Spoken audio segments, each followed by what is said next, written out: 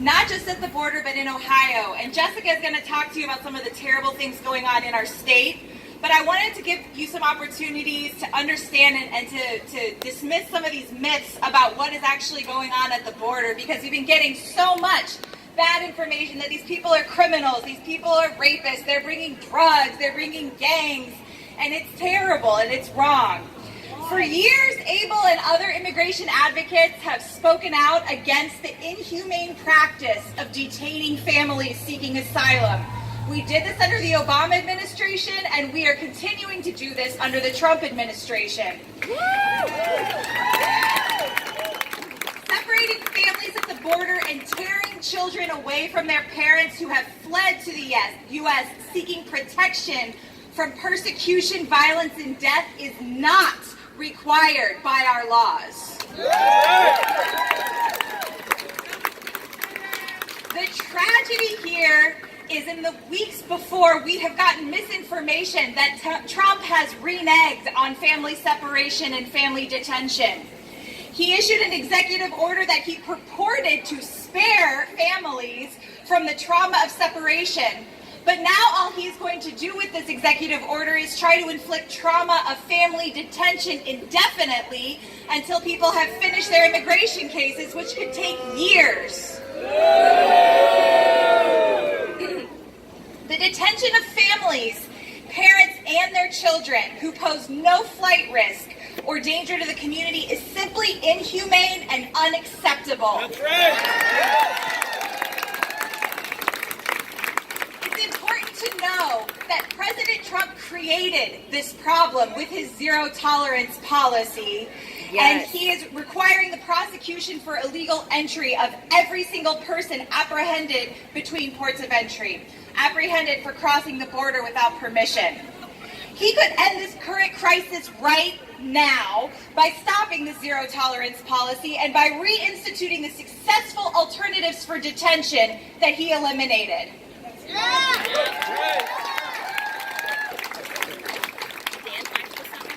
This new executive order seeks to detain, as I mentioned, families indefinitely. This doesn't solve the crisis. This creates a family detention internment camp situation in our country, which is contrary to what we stand for. He also wants to fast track family asylum cases, making it difficult for people who fear persecution in their home countries to seek legal counsel, to get lawyers, to get crucial documents that they need to make their cases, which is a conflagration of our laws and our values as a country. Family detention is harmful to children and their families. We don't talk about that enough. What harm are we doing to people who are fleeing harm to come to the United States for refuge? Amen. Right? Thank you. It inflicts mental trauma. This is well known and well established. And it also subjects people to inadequate medical care who have serious health conditions and are suffering from trauma. And as I mentioned, it further prevents them from accessing legal counsel. Separation of families and the detention of families seeking protection in our country is contrary to international refugee law, it's contrary to our own asylum laws, and it is contrary to the integrity of this very nation.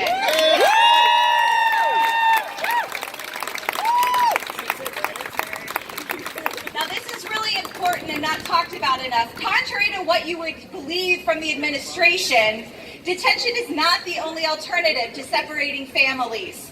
I have clients standing right here next to me who were lucky enough to arrive and plead asylum before the zero tolerance policy was instated. They were granted an alternative detention, and as we fight their case, they are successfully living and supporting each other and working in this country and contributing to their own community. This is the result of the zero tolerance policy, what abolishing it can do. Not only that, alternatives to detention are less expensive, they're proven more effective, but the administration has chosen to halt them and institute these inhumane policies instead. The decision to leave your home and take a dangerous journey to the United States is not an easy one, and I am not the best person to explain that. I have a client here who's bravely agreed to stand out in front of all of you today, even though she hates public speaking. And she is going to tell you her story. She says thank you. Before she does, I want to say one more thing. Well, two more things. I am a lawyer. First, I want to thank you on behalf of my clients who are not here for coming out today. I know. There is so much feeling among our immigrant communities that the rest of us have forgotten them, that the rest of us do not support them. And all you here today really are proving them wrong. And that's the one time I really like to prove my clients wrong. And so I just ask that you keep up this momentum after today and come out to whatever rallies we have to have in the future until this thing stops. And boom! The last thing I will say, I promise, is many people have asked me, what can we do? We are so far from the border, how can we help? Jessica is going to talk more about the family separation that is happening in Ohio. We are becoming a battleground for this. You wouldn't believe it to be in the Midwest and so far from the border. She's going to talk more about that. But here's one thing you can do. You can support organizations at the border, and that's important.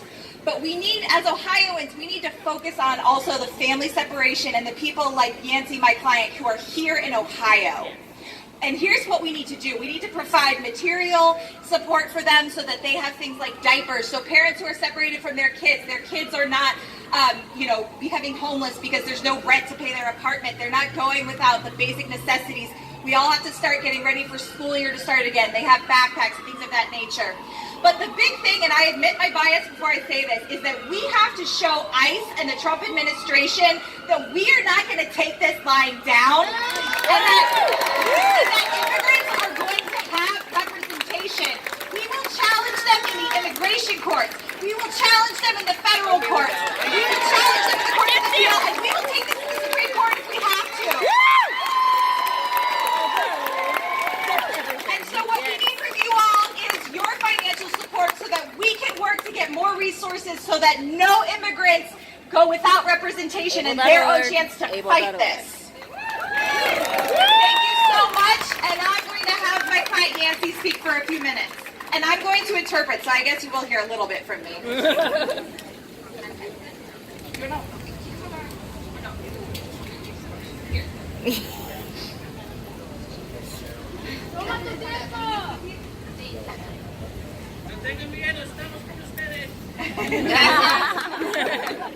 Buenas tardes. Primeramente le doy gracias a todos por estar aquí, por apoyarnos. Mi nombre es Yancy Murcia. Thank you. Good afternoon. First, I want to thank everyone for coming here, for supporting us. My name is Yancy.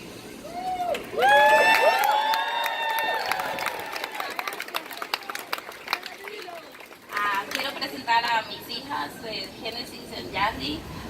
I want to introduce my daughters, Genesis and Jasly.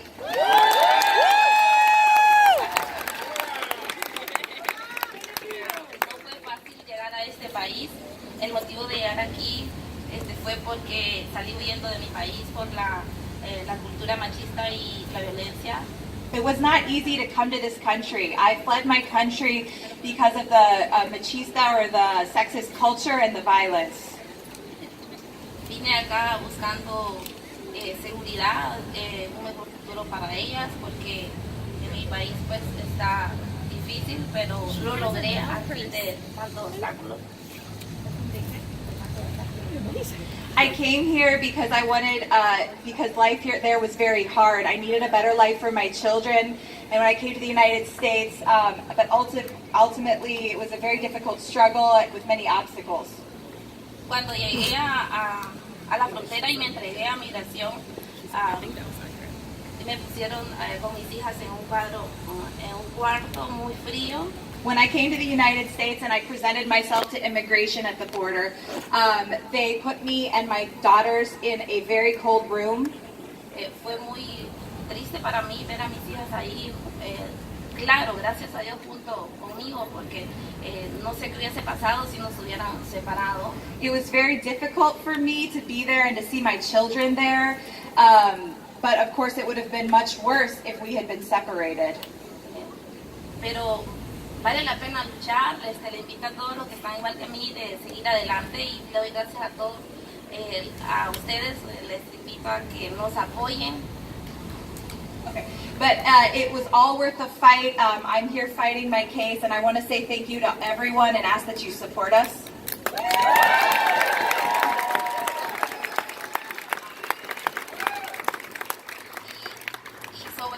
Sobre todo, pues le doy gracias a Dios por haberme permitido llegar aquí y sigamos en la lucha. Les invito porque esto no termina aquí, esto continúa.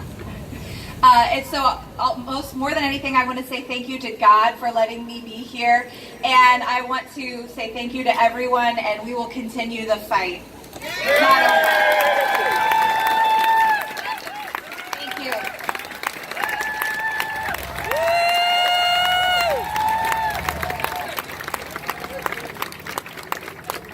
Hello, Dayton. How's it going? Great. Thanks for coming out today. My name's Jessica Ramos. I'm an attorney with ABLE as well. And I wanted to tell you all a little bit about some of my experiences over the years and also about what's going on here in Ohio. This issue of separating families at the border is definitely something that has gotten people riled up, and I'm happy about that because it is time that people see that these policies are wrong. For years, I have represented children that have come to the United States by themselves, and they are treated just like our other immigrants that come to this country sometimes. They are put in detention facilities, sometimes for months at a time, until they can be reunited with family members. I have also visited the family detention facilities in Texas where these women and children, where Katie's client was held until she proved the first step of her case and was able to gain release. These are not fun places to be. They are jails, even though being here without permission is not a crime. It is a civil offense. But yet we treat these people like criminals.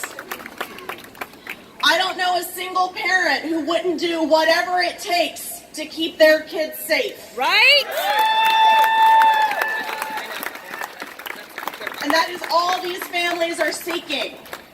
But as much as attention as the border separation policy has gotten, family separation happens here in Ohio every single day in a different form. Every time ICE arrests an immigrant with U.S. citizen or other children's here, that is family separation. Recently, there have been 2 large workforce incitement or workplace enforcement raids in northern Ohio where over 260 individuals have been arrested and detained. We have calculated that there are, after the first raid where 104 individuals were arrested, 114 individuals were arrested, there were over 100 children between the ages of 0 and 10 who were left without one or both parents. That is family separation in Ohio.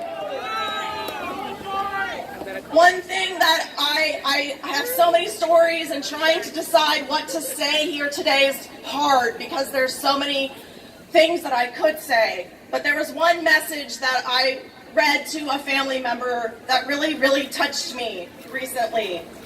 When individuals are arrested and taken to detention facilities, we go and visit them and ask them, is there any message you want us to pass your family? Because unlike when you're arrested for a crime, immigrants are not guaranteed a free phone call.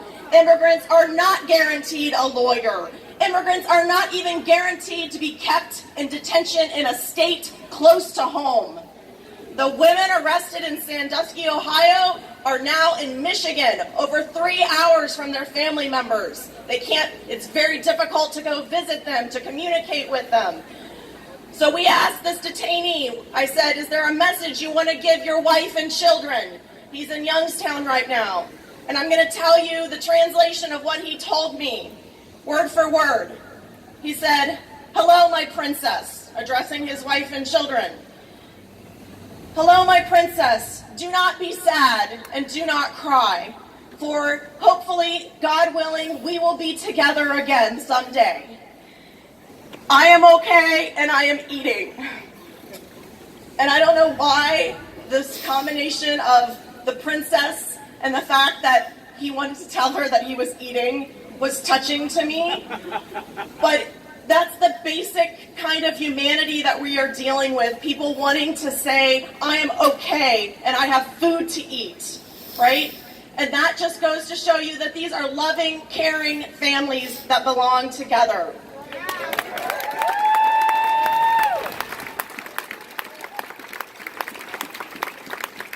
So as Katie said, it's a total selfish plug, but I love Raices. They're awesome. I know people that work there. They have like raised $20 million in the last couple of weeks.